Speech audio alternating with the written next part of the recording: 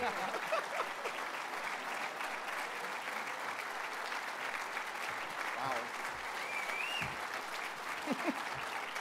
Thank you.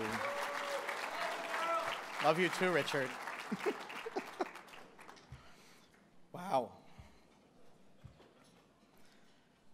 Thank you, Jeffrey. Speaking of good neighbors, please join me in recognizing my dear friend, my partner in activism, and wonderful neighbor to all of us, Jeffrey Norman.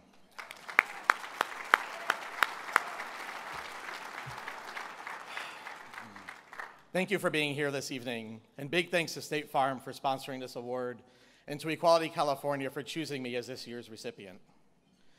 Growing up as a young boy, my close childhood friend was Leon Eustace Williams. Leon was African American, the foster child of two white gay men who were fighting hard to adopt him, and Leon was battling for his life as a young boy living with AIDS in the early 90s. One of Leon's dads, Tim, has been my mom's best friend for decades, and my mom has been an ally to our movement since the beginning. And she flew in to be with us this evening. Thank you, Mom.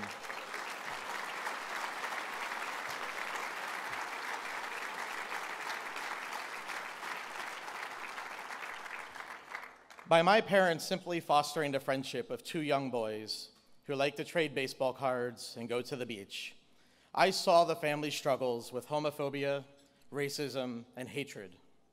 But in witnessing my mom's love of this family, I learned what a good neighbor was.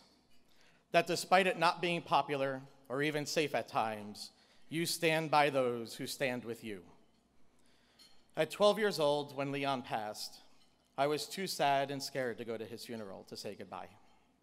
But I made myself a silent promise to carry his spirit with me. These moments gave birth to my inner activist. Well, or maybe as Jeffrey just said, maybe I was just born this way. But who knows? It's been quite a ride, though.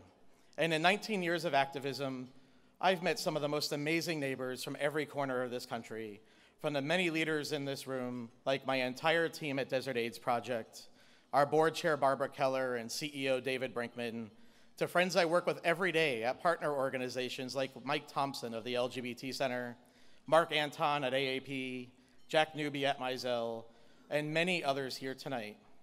To many of our nation's most iconic leaders of other movements.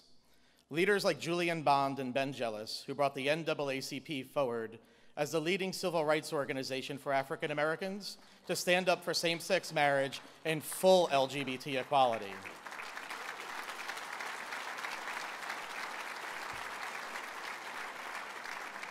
Leaders like tonight's honoree, Dolores Huerta, and many other labor leaders over the years who brought the labor and immigrant rights movements to our side since the days of Harvey Milk to stand for full equality of LGBT people. And leaders like Cecile Richards of Planned Parenthood, who have been at the forefront as strong allies for LGBT rights for years. Our movement indeed has amazingly supportive neighbors. But for me, the question I sit with every day, are we ready to be a strong neighbor in return? As Equality California and other LGBT organizations steer us towards uniting with the immigration rights movement, will we stand with them? Not only because we know there are undocumented LGBT immigrants, but because it is what a good neighbor should do?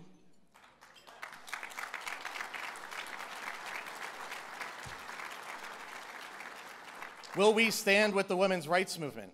Their opponents continually attempt to dismantle their funding and take away a woman's rights to choose. And we will surely face the same future battles to protect the Supreme Court's ruling on marriage as women do in upholding Roe v. Wade decades later.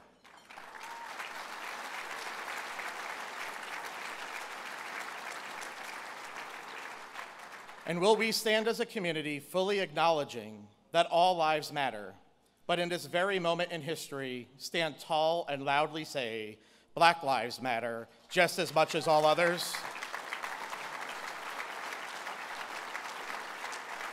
Will we be a good neighbor in return to migrant workers in the labor movement as they have stood with us and pushed for a real living wage and affordable access to quality health care? I guess for me, the real question tonight is, will we be good neighbors? I believe we, the LGBT community, need to be a good neighbor to all of these movements because many of us are part of these movements. Whether now in this room or not, the LGBT community is not only L and G and B and T, but also everything between those letters. We are men and women and transgender. We are white, black, Latino, and Asian. We are Christian, Jewish, and Muslim. We're rich, poor, and middle class. We are citizens, and yes, we are also undocumented immigrants. I could go on, but I think you get the idea.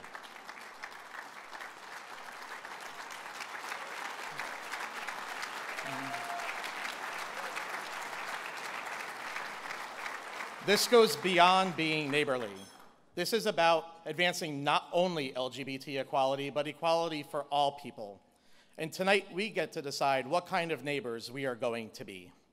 This evening, we'll be asked by a number of more people than all you already have heard from to commit to equality, to move beyond the notion of legal equality just on paper, but to a fully realized and lived equality by everyone from one corner of this state to another. But don't worry. For the first time for most of you, I'm actually not on the stage to ask you for money right now. But this evening, some friendly faces will ask you to give of your money, of your time, and of yourself. And in the coming weeks, Desert AIDS Project, the Center, HRC, and many more than I can name all night will do the same. I hope you'll join me in committing all of yourself, your time, your talent, and yes, your treasure when asked. Thank you again for this wonderful honor, and congratulations to all my fellow honorees, especially my dear friend, Jeff Kors. Good night.